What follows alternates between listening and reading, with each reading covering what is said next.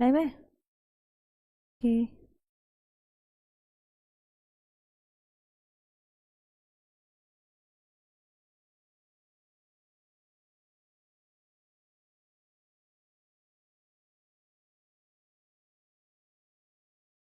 Start हो गया।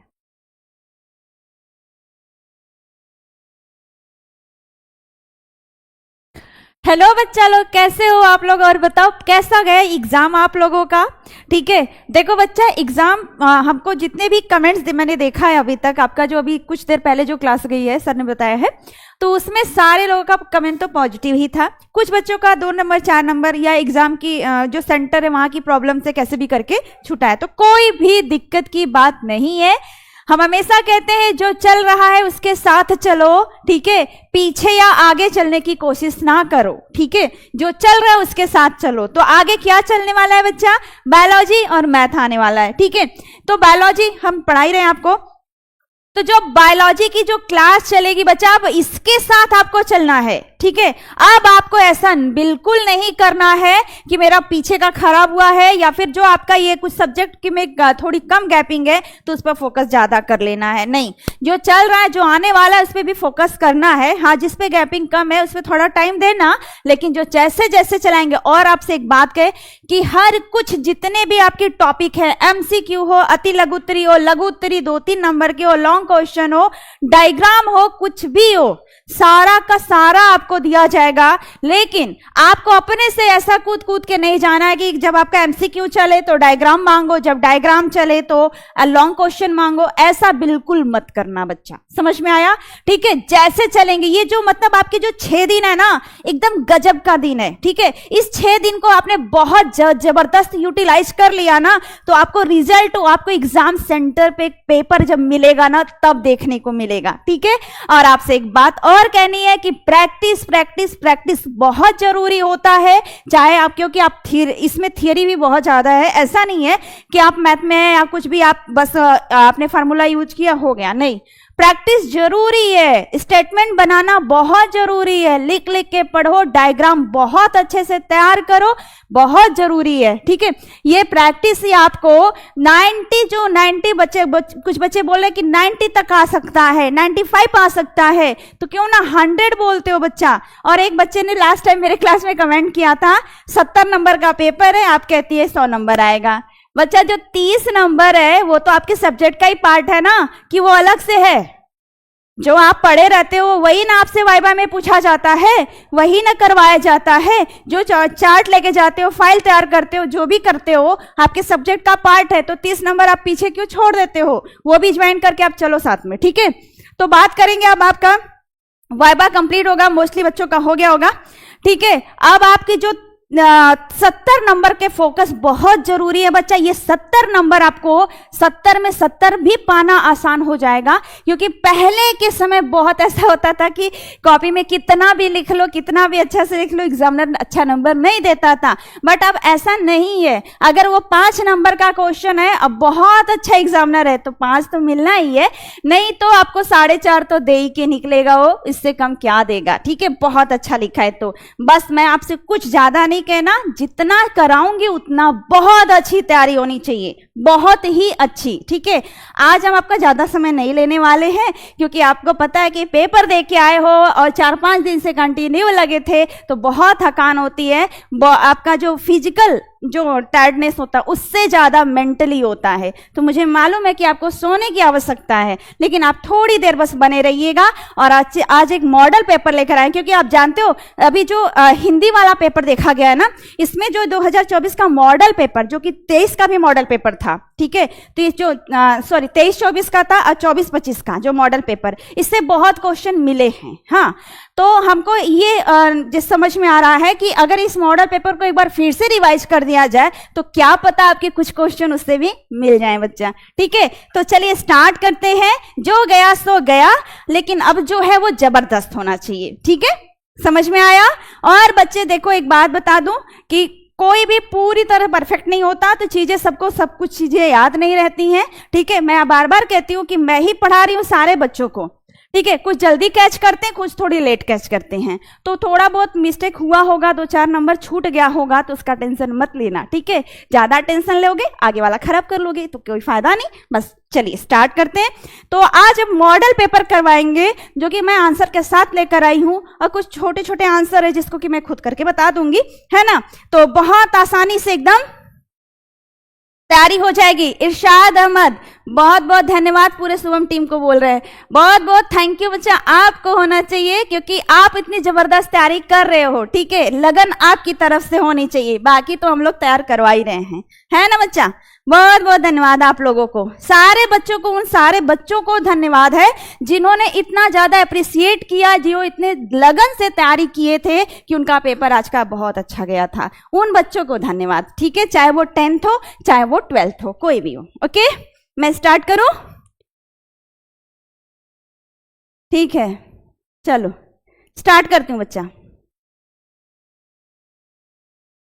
Okay,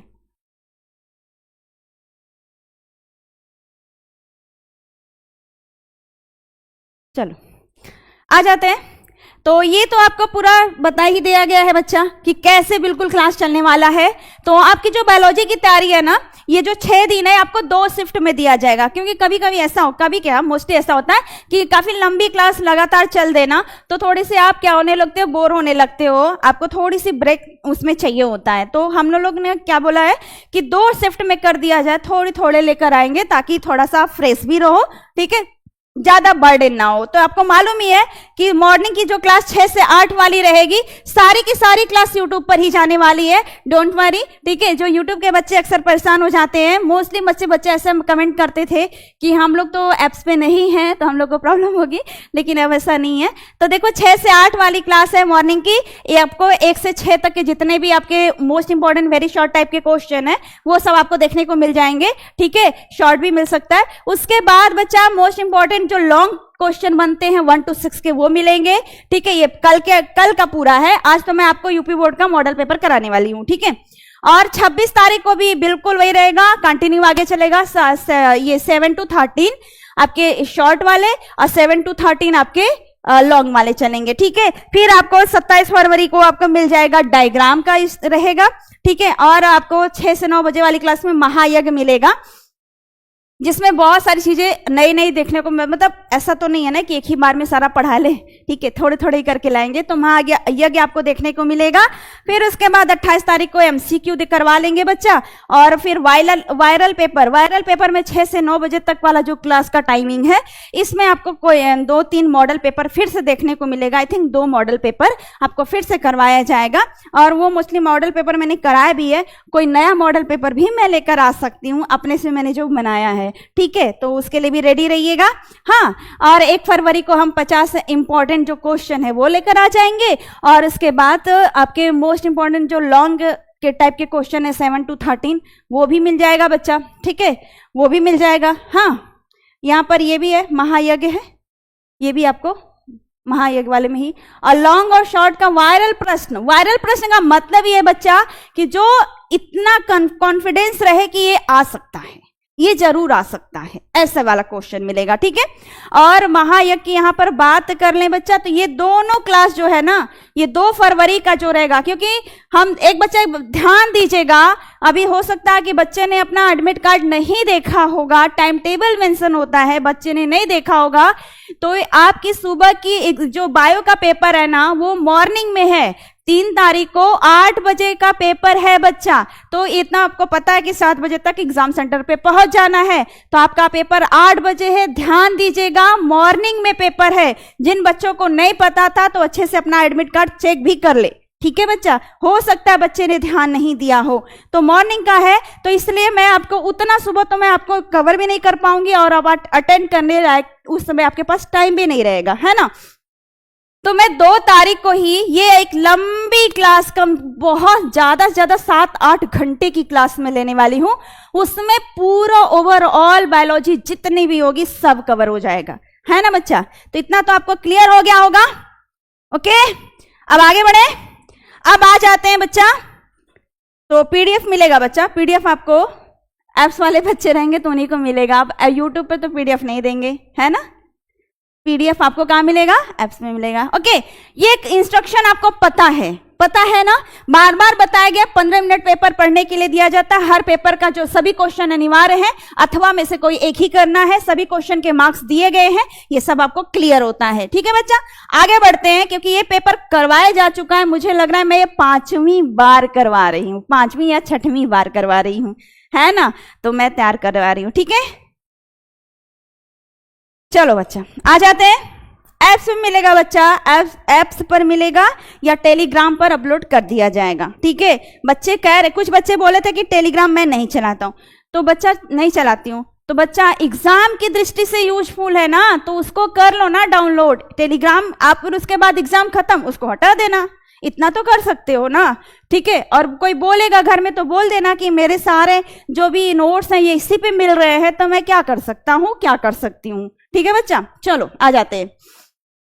अब यहाँ पे पूछा है कुछ MCQ है, क्योंकि आपके 4 को MCQ तो आना ही आना है ना। बोल रहे हैं निम्नलिखित में कौन सा भाग पुष्प नर जनन अंग का प्रतिनिधित्व करता है, यानी मेल रिप्रोडक्टिव ऑर्गन को रिप्रेजेंट कौन सा करता है। तो सबको पता है कि यहाँ पर ये आपको पुष्प नर जनन अंग का क्या प्रतिनिधित्व करता है ना, तो जायांग क्या है, फीमेल का है। ठीक है, गुरु बीजाणुधानी ये भी फीमेल का है। परागण क्या एक प्रक्रिया है, परागण का ट्रांसफर होना, लेकिन आपका ये क्या है, सही आंसर है। ओके, नेक्स्ट है बच्चा, मनुष्य में संतान का लिंग निर्धारण कौन करता है।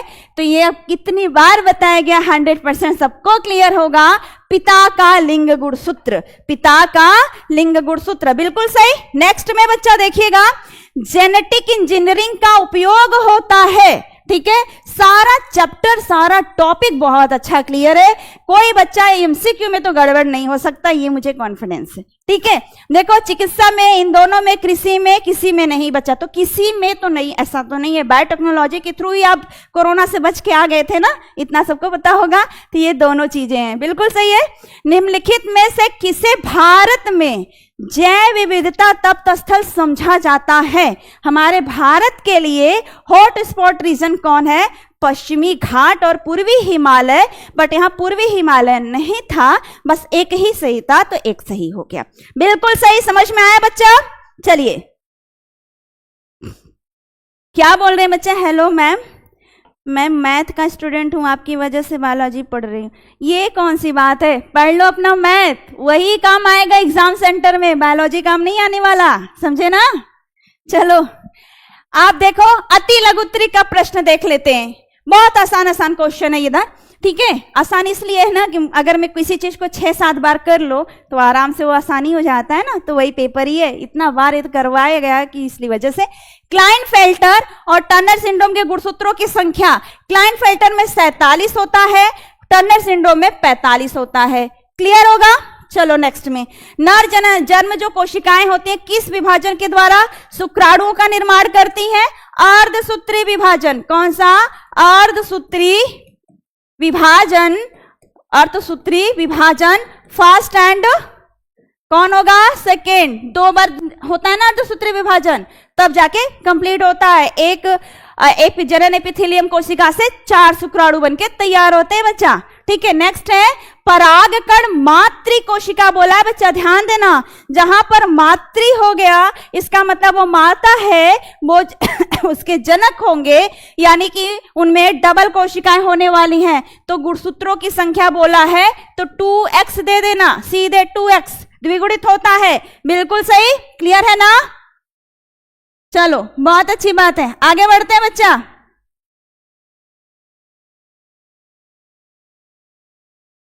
ठीक है, अच्छा एप्स का नाम मैंने नहीं लिया था, शुभम क्लासेस के नाम से बच्चा। ठीक है, अभी आप जो ओपन किए होंगे तो वहां पे लिखा भी होगा शुभम क्लासेस, बिल्कुल वही एप्स है। ठीक है, उसी को ज्वाइन करना है। नेक्स्ट है बच्चा, उस एंजाइम का नाम लिखिए जो डीएनए को खंडों में तोड़ता है। तो कौन सा बच्चा है, प्रतिबंधन, प्रतिबंधन एंडोन्यूक्लियेज, एंडोन्यूक्लियेज। ठीक है, ये 6 से 7 दिन जो आपके 6 दिन का है ना, जबरदस्त दिन है, इसको आप बहुत अच्छे से यूज करिएगा, समझे ना। समष्टि में परिकल्पित पिरामिड किस प्रकार के होते हैं, तो 3 प्रकार के होते हैं, स्थिर, घटता हुआ, बढ़ता हुआ। ठीक है, तो पहले बोलते हैं बढ़ता हुआ, बढ़ता हुआ, है ना, फिर स्थिर, स्थिर, फिर घटता हुआ, घटता हुआ, सॉरी, घटता हुआ पिरामिड। ठीक है ना बच्चा, यही होता है, यही 3 पिरामिड मिलते हैं समष्टि में। कोई भी समष्टि उठा के देख लो, या तो घटता, या तो बढ़ता, या तो स्थिर मिलेगा। ठीक है ना, ये समष्टि में होता है। ठीक, यानी उनके जनसंख्या के हिसाब से होता है बच्चा। वहां पे जो जनन पूर्व की स्थिति, यानी बच्चों की संख्या कितनी है, अच्छी खासी है, या फिर वहां पे वयस्कों की संख्या कैसी है, या फिर उनके जो वो हैं जो बुजुर्ग लोग हैं वृद्धावस्था वालों की, उनकी संख्या कैसी है, इसी पर डिपेंड करता है, आयु संरचना पर डिपेंड करता है। फिर आया बच्चा पक्षियों में लिंग निर्धारण को स्पष्ट कीजिए। तो पक्षी में लिंग निर्धारण क्या है बच्चा, आपको पता है। मादा पक्षी की बात करें तो मादा पक्षी ही लिंग का निर्धारण करती है, यानी कि पक्षी में लिंग निर्धारण मादा पक्षी करती है। ये होता है इनका ये वाला। ठीक है, जबकि जो नर पक्षी है ना बच्चा, तो नर पक्षी में देखोगे तो आपको दोनों के दोनों सेम मिल जाएंगे, है ना बच्चा। तो यहां देखो मादा पक्षी के पास बिल्कुल विषम जात, यानी जो भी विषम युग्मजी होगा वही लिंग का निर्धारण करेगा, और मादा पक्षी जो होती है विषम युग्मजी होती है, इसलिए वो लिंग का निर्धारण करती है। जबकि नर क्या होता है, सम युग्मजी, सम युग्मजी। सीधा अब क्रॉस करा के भी आप दिखा लेना। क्रॉस करा के कैसे दिखाओगे, यहां पर आप WZ ये कर लेना, और Z और Z इसको रख लेना। जब युग्मक बनाओगे तो W और Z का बनेगा, इसका युग्मक बनाओगे तो Z और Z। यहां पे देखो दोनों एक जैसा बना है। जब इनके बीच में क्रॉस होता है बच्चा, तो आप यहां पर ऐसे करके दिखा सकते हो। WZ है, ये कौन है, ये नर है, ये किसका है, ये मादा का है, और यहाँ Z, यहाँ Z। अब ये देखो Z और W ये अलग हो गया ना, ये किसके लिए है, मादा के लिए, यानी ये मादा, ये इसकी वजह से ये नर हो गया। यहाँ पर फिर ZW, ये Z, यानी ये दोनों क्या है, नर पक्षी, यानी नर पक्षी संतान होंगे, और ये दोनों क्या है, मादा पक्षी संतान, है ना बच्चा। तो टोटल डिपेंड किस पे किया, मादा पक्षी पे किया। बिल्कुल सही, समझ में आ गया होगा। आगे बढ़े, ठीक है बच्चा, मिल जाएगा PDF। आगे बढ़ते बच्चा, वॉटसन और क्रिक का DNA मॉडल मांगा है। बिल्कुल ये वाला DNA मॉडल आपसे मांगा है। यहां से यहां तक की जो डिस्टेंस है बच्चा, ये 20 एंगस्ट्रॉन। यहां पर A रहेगा, यहां पर T रहेगा, डबल बॉन्ड रहेगा, ये हाइड्रोजन बॉन्ड रहेगा। ठीक है, यहां पर G है तो यहां पर ट्रिपल बॉन्ड, यहां C जुड़ेगा। ठीक है, इन एक बार वलय जो ये कंप्लीट करेगा, यहां से चला था यहां पर फिर आया ना, एक वलय कंप्लीट करेगा तो 34 एंगस्ट्रॉन का होगा, और इनके बीच की दूरी 3.4 एंगस्ट्रॉन होगी। और जिधर ज्यादा जगह कवर कर रहा है वो आपका दीर्घ या लघु, हाँ दीर्घ वलयाकार होगा, वलयाकार। ठीक है, और जहां पे कम करेगा वो आपका लघु, ठीक है ना, वलयाकार होगा। बिल्कुल समझ में आ गया होगा। ठीक है, वॉटसन क्रिक का मॉडल बना लीजिएगा, बिल्कुल यही 52 वाला, 1952 वाला। ठीक है ना।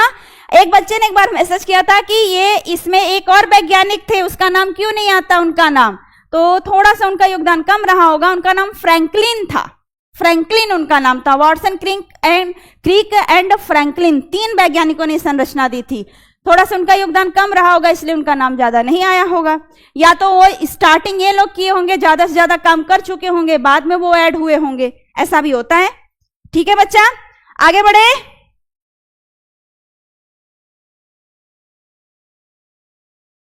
स्टार्ट करें आगे। ओके, चलिए, प्रतिरक्षा क्या है? हमारे शरीर में रोगों से लड़ने वाले प्रोटीन के कण होते हैं। ठीक है, प्रोटीन के कण बनते हैं, उन्हें हम क्या कहते हैं?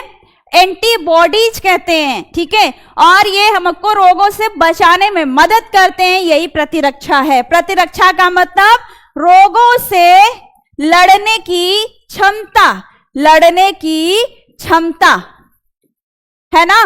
रोगों से लड़ने की क्षमता प्रतिरक्षा कहलाती है। प्रति का मतलब दूसरे से रक्षा, प्रतिरक्षा का बाहर निकालो तो क्या आएगा? प्रतिरक्षा। दो शब्द है, रक्षा का मतलब सुरक्षा और प्रति का मतलब होता है दूसरे से। दूसरे का कौन हो जाएगा बच्चा? रोगाणु हो जाएंगे, रोगजनक कारक रोगाणु हो जाएंगे। बच्चा समझ में आ गया होगा? क्लियर है ना? आगे बढ़ते हैं। नहीं बच्चा, हिंदी मीडियम के लिए स्पेशली है, ठीक है ना? इंग्लिश मीडियम वालों के लिए नहीं चलता है। ओके बच्चा? नहीं बच्चा, इंस्टाग्राम पे भेजा जाएगा। गजब की बात करते हो। ठीक है, टेलीग्राम ज्वाइन करो, वहां मिलेगा। चलो आगे बात करते हैं। आर्किड आम पौधा जो है आम के पेड़ की शाखा पर उग रहा है, और आर्किड और आम के बीच, पेड़ के बीच में पारस्परिक क्रिया को आप कैसे स्पष्ट करोगे? तो यहां पर कौन सी क्रिया हो रही है? सहजीविता। क्या है? सहजीविता। सहजीविता हो रही है, साथ साथ जीवित रहना है, ठीक है ना? लेकिन यहां पर आम का जो पौधा है, आम का पौधा है ना बच्चा, आम का पौधा है, इसको क्या हो रहा है? न लाभ न हानि, यानी ये उदासीन है, ना इसको लाभ है ना हानि है। बट जो आपका जो आर्किड का पौधा है ना, इसको लाभ है बच्चा। आर्किड का पौधा जो है ना, इसे लाभ हो रहा है, ठीक है ना? तो एक तरह की ये कौन सी प्रक्रिया हो जाती है? समष्टि की धनात्मक प्रक्रिया हो जाती है। पारस्परिक क्रिया, समष्टि की धनात्मक पारस्परिक क्रिया, पारस्परिक क्रिया। समझ में आया? यानी आप बोलोगे आर्किड और आम के पौधों के बीच की आर्किड का पौधा आम के पेड़ के शाखा पर उग जाता है, और ये एक धनात्मक समष्टि की धनात्मक पारस्परिक क्रिया को प्रदर्शित करता है, जिसमें आम के पौधे को ना तो लाभ होता है ना तो हानि होती है, जबकि आर्किड के पौधे को लाभ होता है। उसके द्वारा, आम के द्वारा लाए गए जल का ये अवशोषण करके, खनिज लवण का अवशोषण करके अपना भोजन स्वयं बनाता है। यही प्रॉब्लम, ठीक है बच्चा? क्लियर है ना?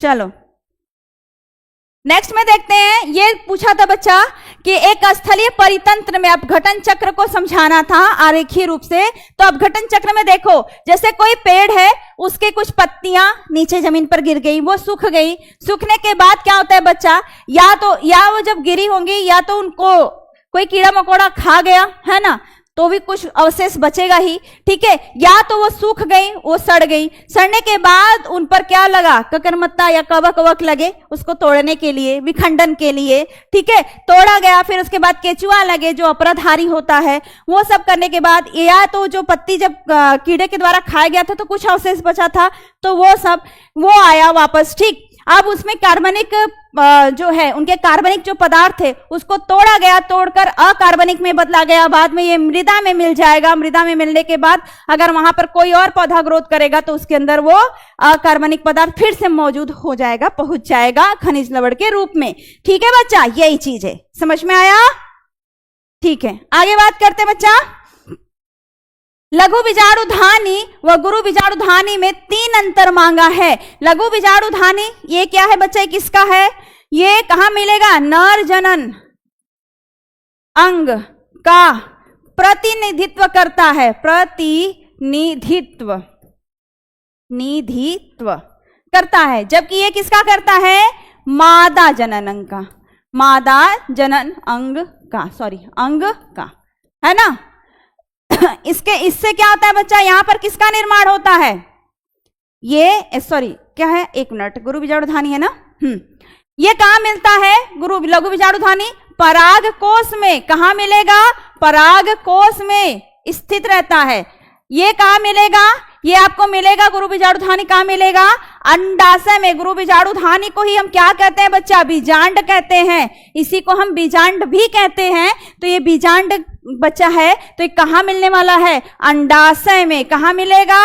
अंडाशय में। और यहां पर क्या होता है बच्चा कि ये क्या, किसका निर्माण करता है? परागकण का, किसका निर्माण करता है? परागकण का निर्माण करता है। जबकि वो किसका निर्माण करता है बच्चा?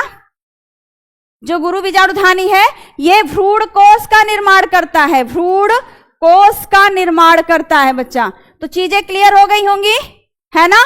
आगे बात करते हैं। हमारे समाज में लड़कियां पैदा होने को दोष केवल महिलाओं को दिया जाता है, पुरुषों को नहीं दिया जाता है, ये सही है या गलत, ये पूछा है।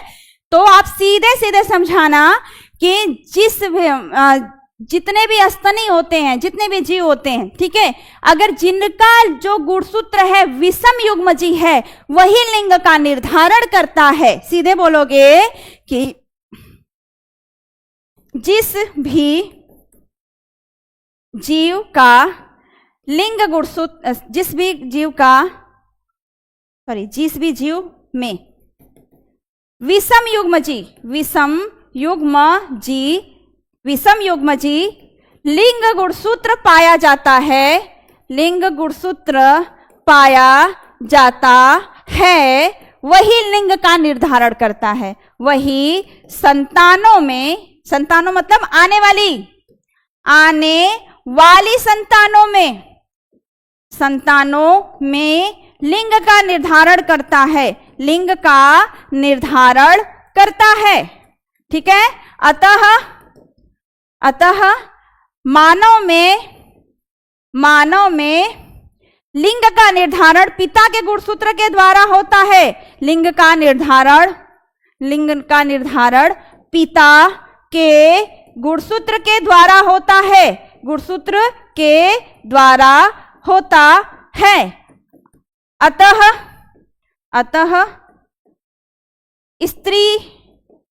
स्त्री को दोष देना सही नहीं है, बस इतना बोल देना, है ना। अतः स्त्री को दोष देना सही नहीं है। समझ में आया कि नहीं बच्चा? क्लियर है ना?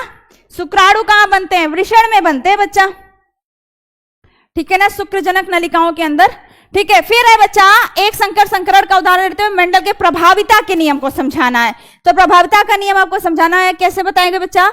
मेंडल ने एक संकर संकरण के द्वारा ये सिद्ध किया कि प्रभाविता जो जीन प्रभावी होते हैं उन्हीं के लक्षण पहली पीढ़ी में दिखता है। इसी को उन्होंने प्रूफ किया, जिसमें मटर का पौधा लिया था, एक क्वालिटी ली थी लंबाई को, लंबाई में दो चीजें लिया, उसके विपरीत में गए थे, लंबापन और बौनापन। लंबापन को उन्होंने कैपिटल टी से डिनोट किया और बौने को स्मॉल टी से। इनमें संकरण करवा के इन्होंने ये प्रूफ किया कि पहली पीढ़ी में जो लक्षण दिखाई दिए थे सभी लंबे पौधे दिखाई दिए थे, जिससे ये होता है जो प्रभावी जीन होगा उसी का लक्षण दिखेगा, अप्रभावी का लक्षण नहीं दिखेगा। इसी नियम को उन्होंने प्रभाविता का नियम कह दिया था बच्चा, ठीक है, यहां से। और जब इन्होंने स्वसंकरण करवाया तो 3:1 भी निकल कर आया था, 1:1 रेशियो भी निकल कर आया था। ये चीजें हैं, ठीक है, यही है।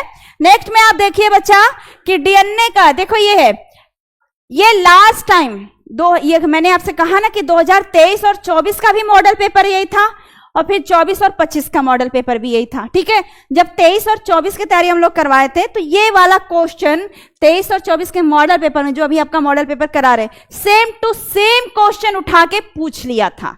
सेम टू सेम क्वेश्चन उठा के ये जो 24 वाले पेपर देखे गए थे उसमें एक सेट में ये क्वेश्चन आया था बच्चा। समझ में आया? ठीक है, तो देख लेते हैं विशेषता। कौन सी विशेषता वाटसन व क्रिक को डीएनए की प्रतिकृति के सेमी कंजर्वेटिव रूप को कल्पित करने में सहयोग किया था? मतलब ये इन क्वेश्चन सीधा है कि डीएनए द्विगुणन में, डीएनए कुंडली में हम देखते हैं कि कौन सी ऐसी क्वालिटी वाटसन और क्रिक ने खोज दिया था जिसकी वजह से अर्ध संरक्षी या सेमी कंजर्वेटिव रूप को दिखाया गया डीएनए में, ठीक है। तो वाटसन और क्रिक ने यही सपोज किया था, बताया था कि डीएनए के दोनों हेलिक्स अलग अलग हो, अगर खुल जाए तो दोनों से जिरोक्स हो सकता है, दोनों से द्विगुणन हो सकता है, दोनों से अनुलेखन हो सकता है। ये इन्होंने यही बताया था, ठीक है। और इसको प्रूफ किसने किया?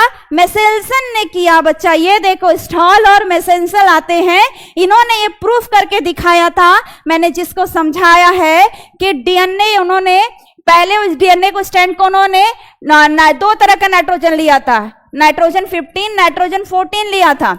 तो पहले डीएनए को जीवाणु को, यानी जीवाणु में एक्सपेरिमेंट हुआ था, उसको उठा के उन्होंने 15 नाइट्रोजन 15 वाले में उसको संवर्धन करवाया। अब सारे जो जीवाणु हो गए 15 वाले उनके, यानी कि उनके डीएनए में नाइट्रोजन किस तरह का था, 15 वाला नाइट्रोजन था, ठीक है।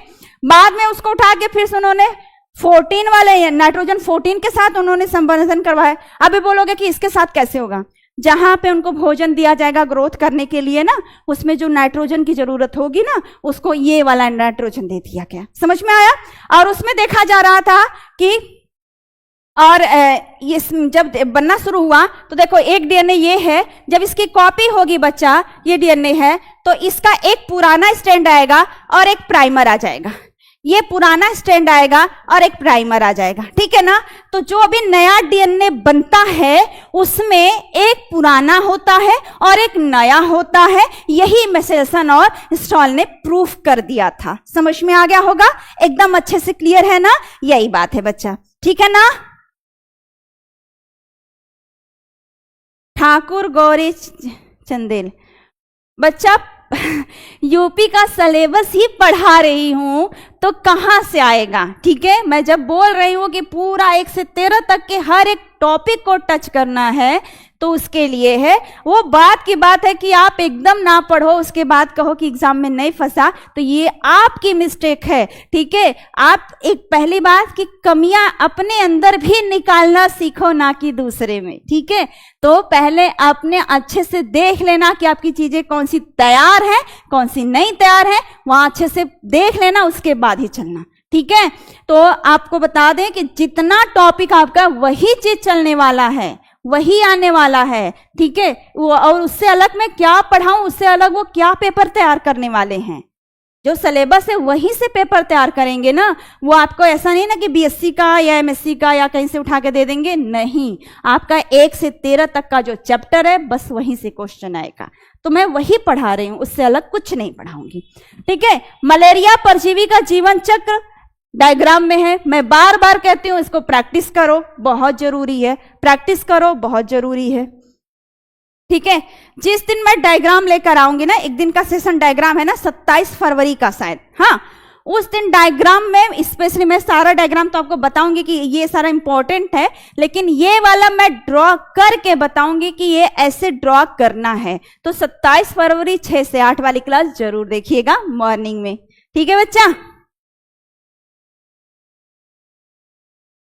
ठीक है। आगे बढ़ते हैं, आ जाते हैं क्वेश्चन नंबर 5 में पूछा है कि जैविकी यानी बायोलॉजी यानी बायोसाइंस यानी लाइफ साइंस की बात करें, लाइफ साइंस, ठीक है, के अध्ययन से संक्रामक रोगों को नियंत्रित करने में किस प्रकार हमारा सहायता किया है। तो देख लेते हैं बच्चा, आप इसका मैंने क्वेश्चन भी करवाया था, वहां पर देख लो इसको आंसर क्या होगा कि क्या क्या हमको फायदा मिला है। तो आंसर में चलते, डायरेक्ट आंसर लिखेंगे, ठीक है ना। पहला पॉइंट है कि रोगों को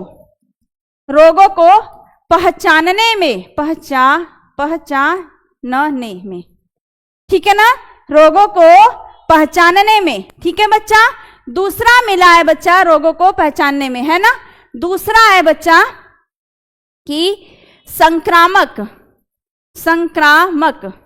व असंक्रामक में अंतर करने में, यानी आप हर रोग को संक्रामक या असंक्रामक में नहीं तोल सकते, ठीक है, सब अलग अलग होता है, ठीक है। नेक्स्ट है बच्चा रोगों के कारक को पहचानने में। तभी तो कहते हैं ना, मलेरिया होता है प्लाज्मोडियम की वजह से हो गया, आपको टाइफाइड हो गया तो साल्मोनेला टाइफी की वजह से हो गया, फाइलेरिया हुआ तो बाउचेरिया बैनक्रॉफ्टी की वजह से हुआ। तो ये कैसे जाने हो, ये आपको बायोसाइंस से यानी लाइफ साइंस की वजह से पता चला है ना, को पहचानने में, ठीक है ना। कारक को पहचानने में, रोगों के वाहक को पहचानने में, ठीक है। फिर रोगों के रोकथाम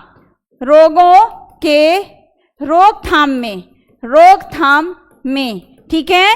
रोगों के उपचार में इतना सारा पॉइंट है जिससे कि हमको लाइफ साइंस से यानी कि ये जीव विज्ञान से सहायता मिला है। समझ में आया बच्चा? चलो मैं आगे बढ़ती हूं, ठीक है।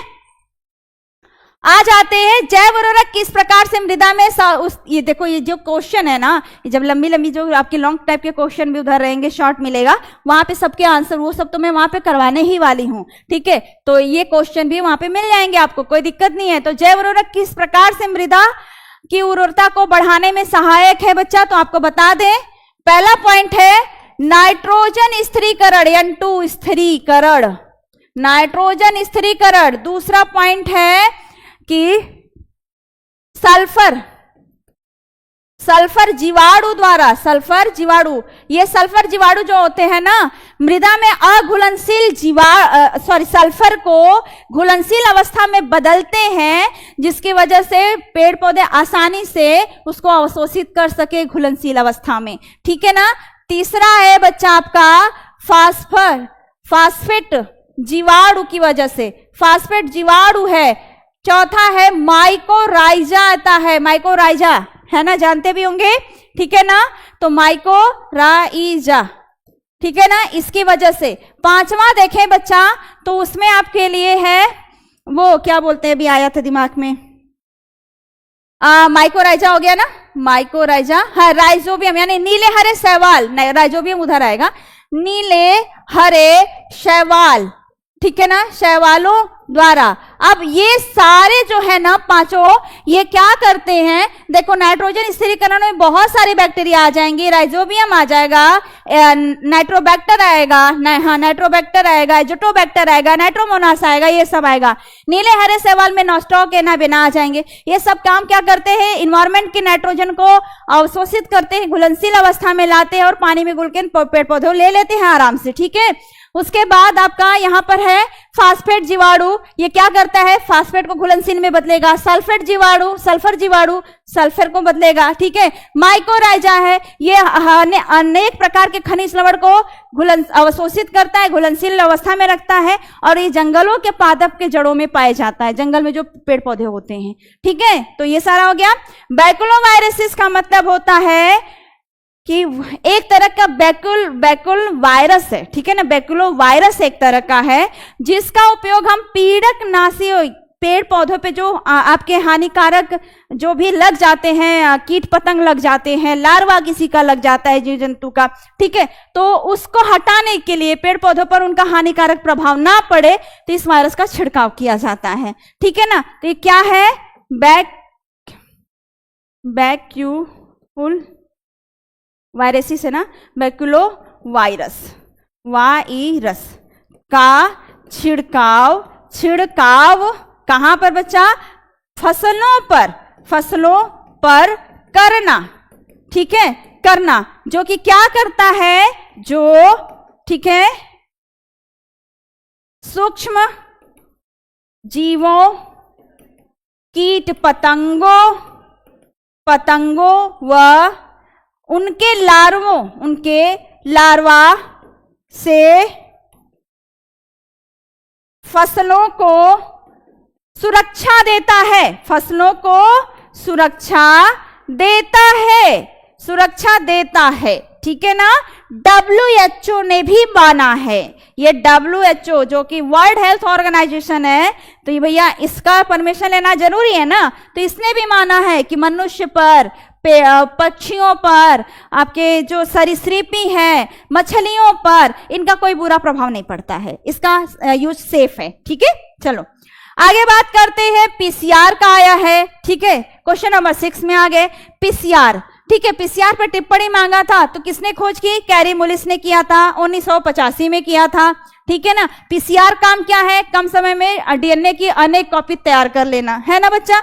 उसके बाद ये प्रोसेस चलता है, डायग्राम जरूर बनाना, डायग्राम को इंपॉर्टेंट डायग्राम में मैंने मेंशन भी किया है कि PCR आए तो डायग्राम देना मस्ट है, ठीक है। वो बात अलग है कि 1 नंबर में आए तो मत देना, 2 नंबर में आए तो मत देना, लेकिन 3 नंबर में आए, 5 नंबर में आए तो देना मस्ट है, ठीक है। तो इसमें 3 स्टेप होते हैं। पहले तो यहाँ पे देख लो क्या क्या आवश्यकताएं होती है। ओरिजिनल जो DNA का टेम्पलेट चाहिए, वो प्राइमर चाहिए, यानी कि ब्लैक पेज की तरह, है ना। फिर DNA पॉलीमरेज एंजाइम चाहिए, 3 चीजें यहाँ पे मस्ट होती हैं। उसके बाद स्टेप इन्वॉल्व होता है। पहला स्टेप होता है निष्क्रियकरण, DNA को तोड़ देना। दूसरा होता है तापानुशीतलन, हाई टेम्परेचर पे DNA को रख लेना, ठीक है। प्रसार यानी कि DNA का कॉपी करना शुरू हो जाता है, समझ में आया? यही होता है प्रतिबंधन एंजाइम। ये पूछा है प्रतिबंधन एंजाइम क्या है? डीएनए को खंडों में तोड़ना, ठीक है, तोड़ना, जिसमें मैंने 2 बताया था, ठीक है, 2 मैंने बहुत मुख्य है, तीसरा भी मिश्रित होता है लेकिन उसका उतना ज्यादा योगदान नहीं दिखा, ठीक है। तो पहला है एक्सोन्यूक्लिएज, है ना, और दूसरा है एंडोन्यूक्लिएज, ठीक है।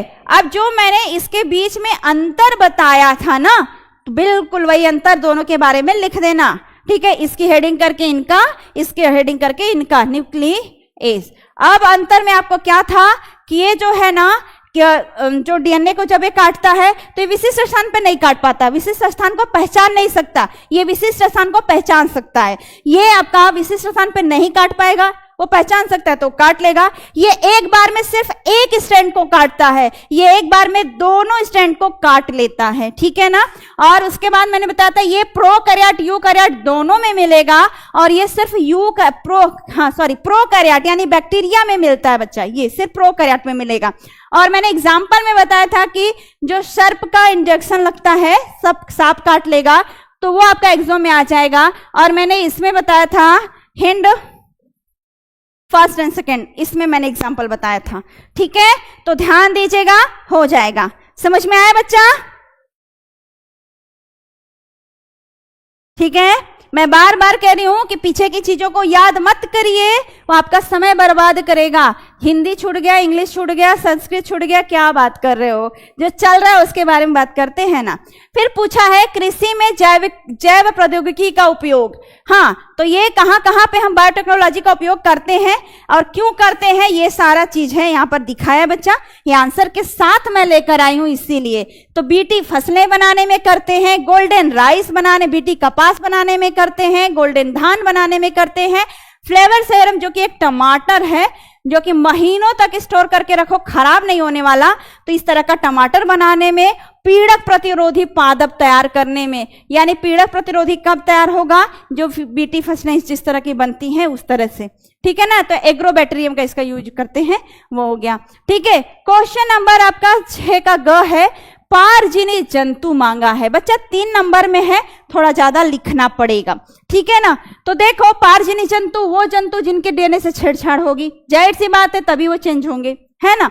तो क्या कौन कौन से जंतु आते हैं मैंने सब बताया है, जिसमें ट्रांसजेनिक मूसक आते हैं, जिनका यूज हम कैंसर विज्ञान में ज्यादा करते हैं। मैंने बताया भी था कि चूहों का सबसे ज्यादा उपयोग है, मेढक हुआ, चूहा हुआ, बंदर हुआ, ठीक है। बंदर थोड़े उनसे हैवी हो जाते तो उनको हम नहीं टच करते, लेकिन चूहे जो है ना, हर साल बहुत सारे चूहे लाखों की संख्या में मारे जाते हैं रिसर्च सेंटर में, ठीक है। प्रतिरक्षा विज्ञान में रोगों के अध्ययन निदान में ट्रांसजेनिक भेड़ बनाई गई है। देखो ये 3 पॉइंट जो है, ट्रांसजेनिक जो चूहा बनाया गया है उसका उपयोग है कैंसर के विज्ञान में, प्रतिरक्षा विज्ञान में, और आपके रोगों के अध्ययन और निदान में। विभिन्न प्रकार, जैसे कोरोना भी आया था ना, चूहा पे एक्सपेरिमेंट हुआ होगा, श्योर है, ठीक है। अब ट्रांसजेनिक भेड़ बनाई गई है, तब ये भेड़ कैसी है? एंटी जो क्लॉटिंग, हमारे बॉडी में ब्लड जो जमने लगता है उसको जमने से रोकने के लिए, वो जो पहला जो एक्सपेरिमेंट हुआ रहा होगा इनमें हुआ है बच्चा, भेड़ में। फिर ऐसे भेड़ बनाए गए जो कि काफी अच्छी से, मतलब उनकी बॉडी में क्या हो, क्या कहते हैं, उपापचय कंट्रोल करने वाले जो जीन है ना, उसको डेवलप करा के देखा गया था। फिर इन्हीं की बॉडी में जो ग्रोथ हार्मोन्स होते हैं ना, ठीक है, स्टेप्टोटॉप, हाँ क्या बोलते हैं इसको, हाँ सोमैटोट्रोफिन जो बोलते हैं, ग्रोथ हार्मोन्स, जो कि हम लोग की लंबाई की बौनापन को जो डिनोट करता है। अगर में कम निकला पीयूष ग्रंथि से तो बौना हो जाएगा, ज्यादा निकला तो बहुत लंबा हो जाएगा। तो वो जो है ना, उसका एक्सपेरिमेंट भी आर्टिफिशियल तरीके से बना के उस तरह के हार्मोन्स ये भेड़ पे ही चेक किया गया था, ठीक है। इस तरह से आपके ट्रांसजेनिक कुक्कुट का मतलब होता है जो मुर्गी पक्षी जिनका चिकन आप खाते हो, उनकी बात कर रहे हैं, ठीक है। और ट्रांसजेनिक मछलियां भी बनाई गई हैं, यही चीजें हैं, ठीक है। उसके बाद एक बच्चा आपका क्वेश्चन है कि 6 का घ में उत्पादन और अपघटन में अंतर। तो उत्पादन ये है, मतलब उत्पादन क्या है कि जो सूर्य का धूप लेकर पेड़ पौधे अपना भोजन बनाते हैं, तो जो उत्पन्न करते पदार्थ देते हैं वही कार्बनिक पदार्थ उत्पादन कहलाता है। अपघटन में क्या होता है कि जब सड़े गले पदार्थों को जो कवक है जीवाणु सूक्ष्मजीव के द्वारा तोड़ा जाता है, तो जटिल से सरल अणुओं में जब तोड़कर किया जाता है तो इसे अपघटन कहते हैं। इस प्रोसेस को अपघटन कहते हैं। ठीक है, यहाँ प्रकाश की आवश्यकता होगी, यहाँ दिन रात चाहे जब करें प्रकाश की कोई लेन देन नहीं है। ठीक है, ये उपचय क्रिया है जबकि ये अपचय क्रिया है, यानी यहाँ पर ऊर्जा चाहिए। यहाँ पर वो सुना है ना, उष्मा छेपी उष्मा शोषी, तो ये आपकी कैसी है, उष्मा शोषी है ना, उष्मा शोषी है। और यहाँ पर उष्मा शोषी उष्मा छेपी से कोई मतलब नहीं। और दूसरी बात, ये जो उपचय का मतलब होता है, यहाँ पर कई चीजें जैसे कार्बन डाइऑक्साइड है, सूर्य का प्रकाश है, जल है, ये सब मिलके एक चीज बना रहे हैं ना, यानी कि सरल से जटिल अणु बन रहे हैं। जबकि अपचय में क्या है, जटिल अणु थे वो सरल में कन्वर्ट हो गए, ये चीजें हो गए। ये ऊर्जा ग्रहण करता है, यहाँ पर ऊर्जा मुक्त होती है। समझ में आया। और ये स्वपोषी हरे पेड़ पौधों में देखा गया है, यहाँ पर सूक्ष्मजीव मृत्युपजीवी जीव में देखा गया है। क्लियर हो गया होगा। उसके बाद ये उत्पादन अपघटन उसी का था, पहले ही हो गया है। ठीक है, यहाँ नहीं है। अब परजीविता सहभोजिता, परजीविता इधर बताएंगे, सहभोजिता इधर बताएंगे। परजीविता का मतलब होता है ये कैसा है, ऋणात्मक पारस्परिक क्रिया है। किसकी, समष्टि की ऋणात्मक पारस्परिक क्रिया है। जबकि ये क्या है, धनात्मक पारस्परिक क्रिया है ना बच्चा। ठीक है, यहां पर क्या है बच्चा कि एक को क्या है, एक को लाभ है, एक को लाभ व दूसरे को हानि है बच्चा, है ना। ठीक है, जबकि यहां पर क्या है बच्चा, ये पहला पॉइंट था, दूसरा पॉइंट है। यहां पर क्या है बच्चा, न एक को लाभ हो रहा है न दूसरे को हानि हो रहा है। ठीक है ना, सहभोजिता, सॉरी, एक को लाभ होगा लेकिन दूसरे को हानि नहीं। ठीक है ना, एक को लाभ परंतु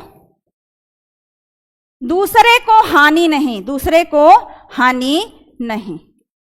समझ में आया, ये चीजें हैं।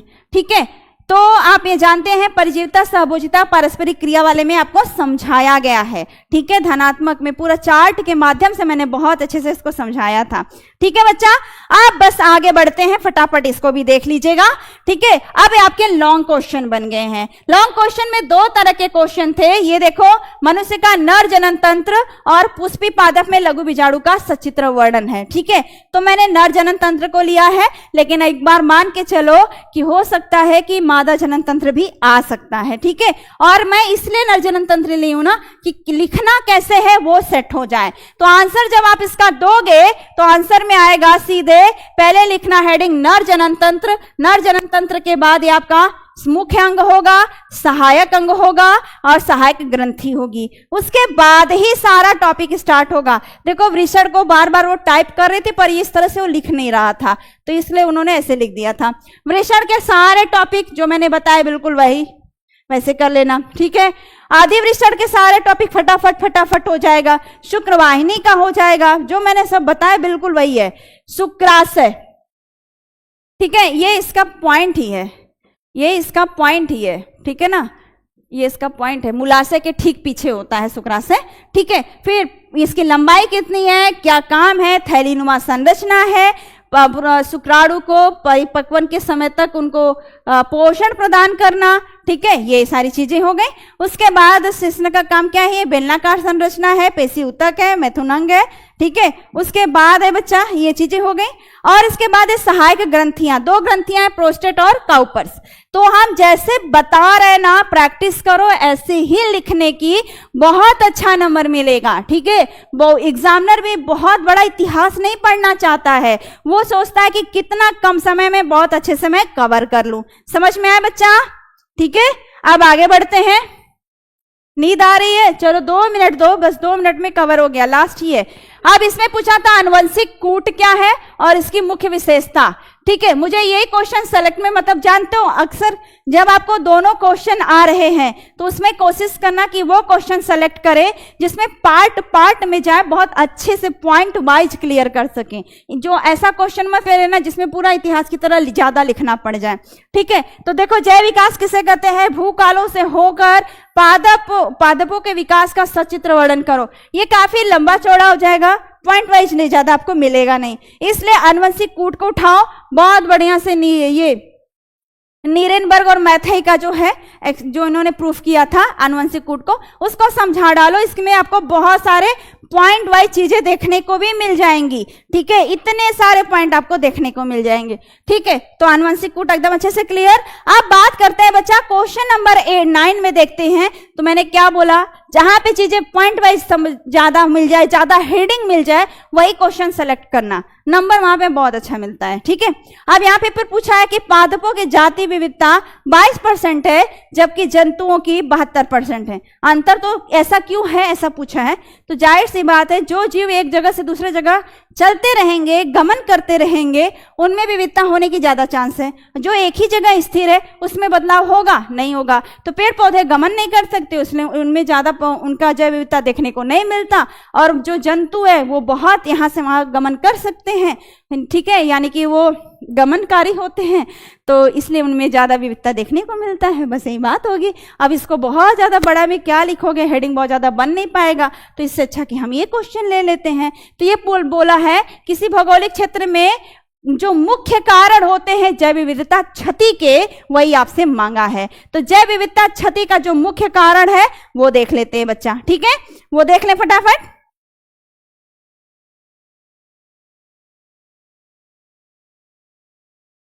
ठीक है बच्चा, देख ले, आ जाते हैं। लास्ट है बस, इस क्वेश्चन को देख लो, फिर जाओ आराम करो, कुछ नहीं बोलेंगे। हो गया मेरा? अच्छा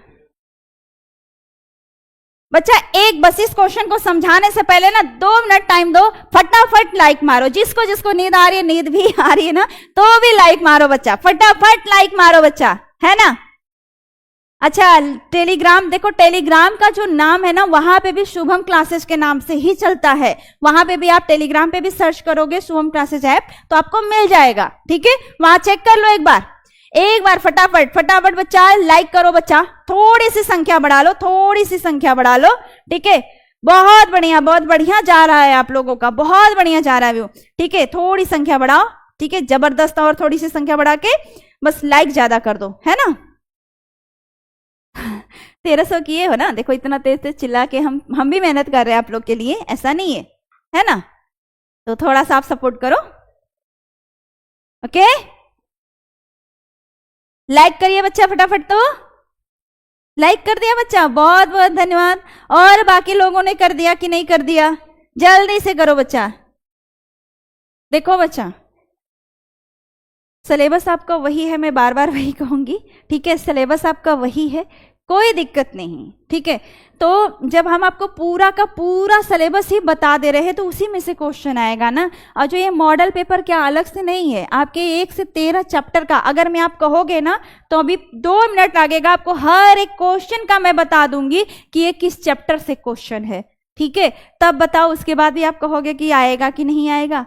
ठीक है, आज की हिंदी में देखा गया है कि मुझे लग रहा है कि नहीं कुछ तो कम से कम 15-20 नंबर कुछ ना कुछ क्वेश्चन में फंसा ही होगा। किसी में 2-4 नंबर फंसा होगा, किसी में 10 नंबर फंसा होगा, किसी में 5 नंबर फंसा होगा, किसी में मॉडल पेपर से क्वेश्चन आया था, ऐसा नहीं है कि नहीं आया था। तो बस यही सोचकर एक उम्मीद होती है ना, आप भी उम्मीद ही कर रहे हो, हम भी उम्मीद कर रहे हैं। ठीक है, तो फटाफट थोड़ी सी लाइक संख्या बढ़ाओ। देखो 1400 हो गया। ठीक है, अगर मैं थोड़ा सा भी आप थोड़ा रिस्पेक्ट करते होगे ना, थोड़ी मेरी मतलब समझ में आता होगा ना, तो आप 2000 कर दोगे लाइक, चाहे जैसे करके आप 2000 लाइक कर दोगे बच्चा।